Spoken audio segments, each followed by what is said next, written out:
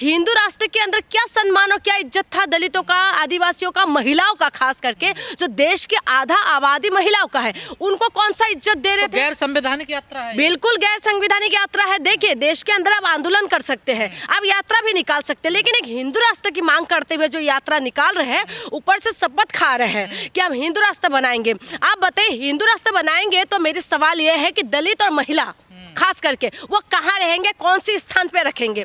क्या दलितों के लिए जो है आप पुजारी का दर्जा देंगे? क्या दलितों को जो दान पात्र खोलने का अधिकार देंगे? क्या दलितों को जो अधिकार जो संविधान ने दिया, क्या अधिकार देंगे? क्या शंकराचार्य बनाएंगे? क्या जो पीठ हमारी है यहाँ पर, तो वहाँ पर क्या बिठाएंगे? सबसे बड़ी बात है कि आज दलितों को घोड़ी नहीं चढ़ने दे रहे। आज संविधान लागू होने के बावजूद भी आपको क्या लग रहा है कि ये लोग जो है हिंदू राष्ट्र बनाने की बात ये सब करेंगे? धीरेन्द्र शास्त्री ये कह रहे हैं ना, जात पात की करो विदाई, हिंदू हिंदू सब भाई। तो मैं वही कह रही हूँ कि आप जात पात को करो विदाई, हिंदू हिंदू जो भाई भाई करते, तो हिंदू भाई दलित भाई के ऊपर जो पिटाई चलते हैं, तो धीरेन्द्र शास्त्री कहाँ रहते हैं? जब यादव कथावाचक के ऊपर मूत्र चिरक देता है तो कहाँ रहते हैं? तो मैं ये कह रही हूँ कि मुकेश जो है उनको जो अभी मार दिया गया, उस वक्त धीरेन्द्र शास्त्री कहाँ रहते हैं? जो घोड़ी चढ़ने नहीं देते उस टाइम धीरेन्द्र शास्त्री जी कहाँ रहते हैं? आज भी बहुत सारी एरिया में ऐसा है जो दलित चप्पल बना सकते हैं, लेकिन चप्पलों को पहनने का अधिकार नहीं है, सर पे चप्पल लेके चलते हैं। तो ये अधिकार कहाँ से? आज संविधान लागू होने के बाद भी ये व्यवस्था है। आप हिंदू राष्ट्र के अंदर महिलाओं को और दलितों को कहाँ रखेंगे? सवाल मेरी यह है, सवाल यह है कि मैं एक महिला हूँ। आज अगर महिलाओं को संविधान ने अधिकार दिया, तभी आज रेखा गुप्ता दिल्ली का सीएम है। आज रेखा गुप्ता जी धीरेन्द्र शास्त्री के पास गए हैं। आप बताइए, महिलाओं को जो है अधिकार देने वाला संविधान है, हिंदू कोड बिल है। जो हिंदू कोड बिल टुकड़ों टुकड़ों पे बेशक पास हुआ, लेकिन पास हुआ था ना। और महिलाओं को अधिकार और सम्मान और मान और सम्मान और हमारी जो है हमें आगे बढ़ने का सुविधा किसने करके किया? भीमराव अंबेडकर ने करके दिया। अगर हिंदू कोड बिल नहीं आते तो आज महिला आगे नहीं बढ़ पाते। आज द्रौपदी मुर्मू जी जो राष्ट्रपति है, तो ये हिंदू कोड बिल की वजह से है, संविधान की वजह से है। आप विरोध कर रही हैं शिल्पा शेट्टी, देखिए मैं वही उन्हीं पे आना, शिल्पा शेट्टी की जैसे जो महिला है, जो शिल्पा शेट्टी अभिनेत्री बन पा रहे थे, ये भी हिंदू कोड बिल की वजह से, संविधान की वजह से। आज शिल्पा शेट्टी मेरी फेवरेट एक्ट्रेस थी। मेरी दीदी एक दिन मुझे पूछ रहे थे कि तेरी कौन सी एक्ट्रेस फेवरेट है, क्योंकि मेरी बचपन से लेके अभी तक शिल्पा शेट्टी मेरी फेवरेट थी, लेकिन अब नहीं है।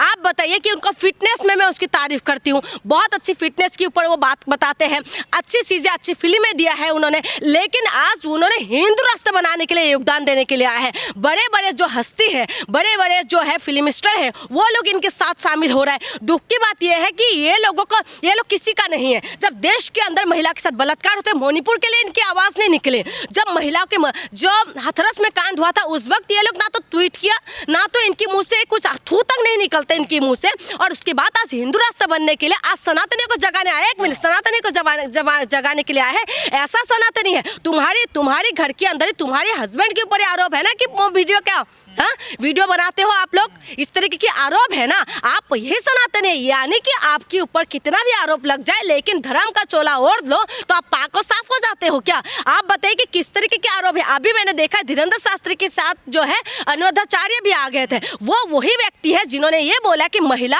25 साल की उम्र में 4 जगह मुंह मार के आते हैं। वो कहते हैं कि 14 साल की बच्ची को जो है उनका बॉडी बन के तैयार हो जाते हैं। वो इस तरीके की बयान देने वाले जो संविधान विरोधी बयान है। संविधान ने महिलाओं को 18 साल की उम्र के बाद शादी की बात करते हैं, लेकिन ये लोग संविधान विरोधी बात करते हैं, लेकिन इनके कुन भी बाल भी बाका नहीं होते। दुख की बात यह है कि देश के अंदर जब दलितों के ऊपर अत्याचार होते हैं, तब ये लोग कोई भी फिल्म स्टार जितना भी है, ये कोई भी मैदान में नहीं उतरते। लेकिन आज अगर सीएम रेखा गुप्ता भी पहुंचे और ये तमाम जो नेता है वहां पहुंचे, मुझे पुरुषों से दिक्कत मुझे नहीं ले। आज मैं पुरुषों के लिए बात करने नहीं आई हूँ। आज मुझे दुख ये लग रहा है कि महिला आज देश हमारी जो है दिल्ली, जो देश की राजधानी है और हमारी दिल का धड़कन है दिल्ली, उस दिल के मुख्यमंत्री जो है आज धीरेन्द्र शास्त्री के पास गया। आज मुख्यमंत्री अगर मुख्यमंत्री बन पा रहे महिला, तो ये भी संविधान की वजह से और हिंदू कोड बिल की वजह से है। लेकिन दुख की बात यह है कि योगदान कर रहे हैं हिंदू राष्ट्र बनाने के। हिंदू राष्ट्र के अंदर आप ChatGPT से बातचीत करिए।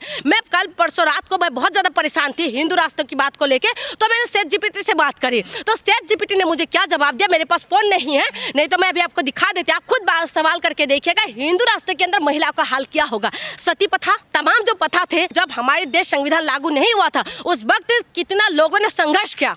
ठीक है, और उसके बाद वो सारी प्रथा को खत्म हुआ। 1987 में एक प्रथा खत्म हुआ, 1961 में एक प्रथा खत्म हुआ, और वो सारी प्रथा खत्म करने के बाद ही ये सारी हमारी महिलाओं को क्या नहीं करा। ये कहते हैं कि जो है मांस खाना गुनाह है, बिल्कुल गुनाह है, लेकिन महिला को भून देना क्या गुनाह नहीं है, महिला को नंगा करके घुमाना क्या गुनाह नहीं है जी। महिला को मैं बिल्कुल विरोध कर रही हूँ। आप बताइए क्यों नहीं विरोध करूंगी। आप धीरेन्द्र शास्त्री जी से मैं सवाल करती हूँ कि आप यात्रा निकालिए महिला सुरक्षा पे, आप यात्रा निकाले बच्चों की रोजगार के लिए, आप यात्रा निकाले साइंटिफिक तरीके से हमारा देश आगे बढ़े, आप यात्रा निकालिए कि हॉस्पिटल बनाने के लिए। अच्छी बात है, आपने कैंसर के हॉस्पिटल बना रहे हैं, अच्छी बात है, लेकिन आप बनाए, आप देश की जो है मंत्रियों से ये सब बात करिए, देश की जनता तक ये मैसेज पहुंचाए कि मैं इसी वजह से यात्रा निकाली, और जिस दिन रोजगार पे यात्रा निकालेगा मैं शामिल होंगे, जिस दिन महिला सुरक्षा पे यात्रा निकालेंगे तो मैं शामिल होंगी। लेकिन दुख की बात यह है कि आज जो है बाबा पूरी तरीके से जो है ये देश को गुमराह करने में लगे हुए हैं। कमजोर होते जा रहे हैं। हिंदू कमजोर कैसे कमजोर हो रहा है भाई? जब मुगल आया तब हमारे हिंदू कमजोर नहीं थे, जब ब्रिटिश आया तब हमारे हिंदू कमजोर नहीं थे, लेकिन आज हिंदू का जो है शासन चारों तरफ होने के बाद भी हिंदू कमजोर हो रहा है। आप बताइए ना, राष्ट्रपति से लेके हमारे सीएम तक का हर एक छोटे छोटे पद में, हाँ, निगम पार्षद तक का जो है ये सब हिंदू बैठे होने के बाद भी हिंदू कमजोर हो रहा है। कहाँ हिंदू कमजोर हो रहा है? कौन सी उसमें आपको लगता है हिंदू कमजोर है? आपका धीरेन्द्र शास्त्री को सड़कों पर आना पड़ा। मैं वही तो कह रही हूँ, मैं पूछना चाहती हूँ कि हमारी जो है प्रधानमंत्री कौन है, हमारे राष्ट्रपति कौन है, गृह मंत्री कौन है, और हमारे रक्षा मंत्री कौन है? और यहाँ पर सबसे बड़ी बात है कि हिंदू का रक्षा करने वाले जो ये संगठन है, ये हिंदू के नाम पे लोगों को जो है पागल बना रहे हैं। आज हिंदू परेशान नहीं है, देश की सबसे ज्यादा आबादी किसकी है? तो आपने चाहते हिंदू एकजुट आए, एक धागे में बंधे सब? मैं चाहती हूँ हिंदू एक धागे में बांधे, लेकिन उस धागे के अंदर दलित, आदिवासी और महिलाओं को कौन सी धागे पे बांधना चाहते हैं, मैं वो जानना चाहती हूँ। मैं वो जानना चाहती हूँ कि दलितों को स्थान कहाँ होगा। क्या एक धागे में बांधने के बाद दलित पुजारी बनेंगे? एक धागे की बांधने के बाद क्या महिला जो है पढ़ लिख सकते हैं? एक धागे पे बांधने के बाद क्या महिलाओं को फ्रीडम देंगे जो अभी संविधान ने हमें दिया है? मैं संविधान के मुताबिक चलना चाहती हूँ, मेरे संविधान मुझे अधिकार देते हैं, बोलने का अधिकार देते हैं।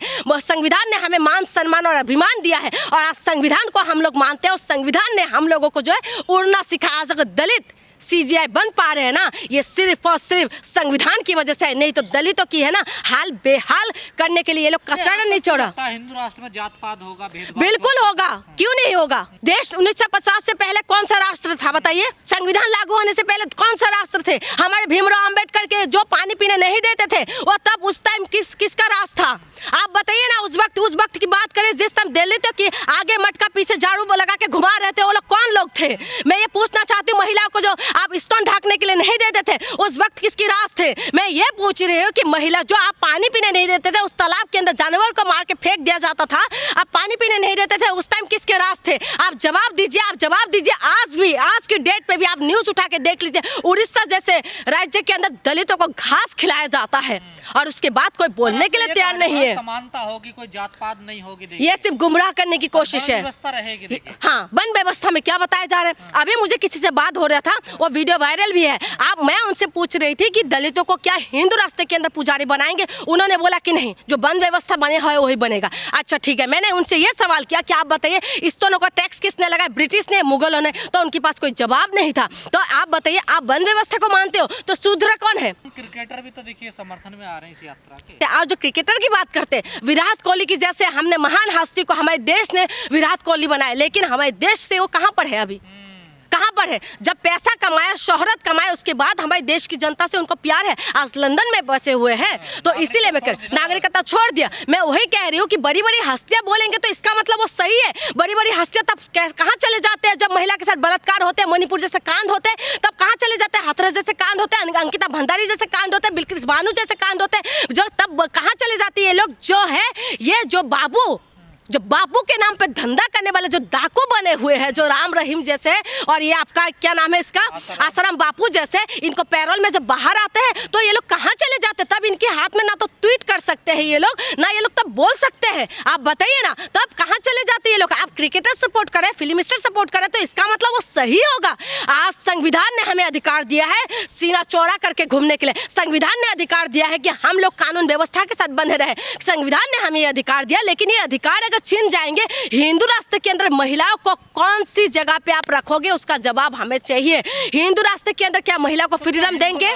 देखिए, हिंदू राष्ट्र जो बनाने का मांग कर रहा है, सबसे बड़ी दुखद बात यह है कि इस टाइम हमारे देश के अंदर संविधान लागू है और संविधान में लिखा हुआ है कि धर्मनिरपेक्ष होना चाहिए, और धर्मनिरपेक्षता के साथ ही आज 75 साल से इस देश के अंदर जो है हमारे संविधान लागू है, और इस संविधान को लागू करने के लिए भीमराव अंबेडकर ने जो संघर्ष किया है उसको हम कतई उसको इनकार नहीं कर सकते। 1950 से जब से संविधान लागू हुआ है, उसके बाद दलित और पिछड़े आदिवासियों को जो मान सम्मान और अभिमान मिला है, तो ये तो संविधान ने दिया है। 1950 से पहले हमारे देश में क्या था? मुगल आए, उससे पहले कौन थे? ब्रिटिश आए, मुगल आए, ब्रिटिश आए, उससे पहले भी पूर्वकालीन जो भी थे वो सारे लोग आने के बाद भी उससे पहले तो हमारे देश में क्या सभ्यता थी, क्या चल रहा था? हमारे देश के अंदर महिलाओं को जो स्तन ढकने का अधिकार नहीं था, महिलाओं को जो स्तनों पर टैक्स लगाए जाते हैं, महिलाओं का साइज देख के स्तनों से टैक्स लिया जाता था, महिलाओं को वो सारी अधिकार नहीं था। ये तो मुगलों ने या किसी ब्रिटिशों ने तो लगाया नहीं था।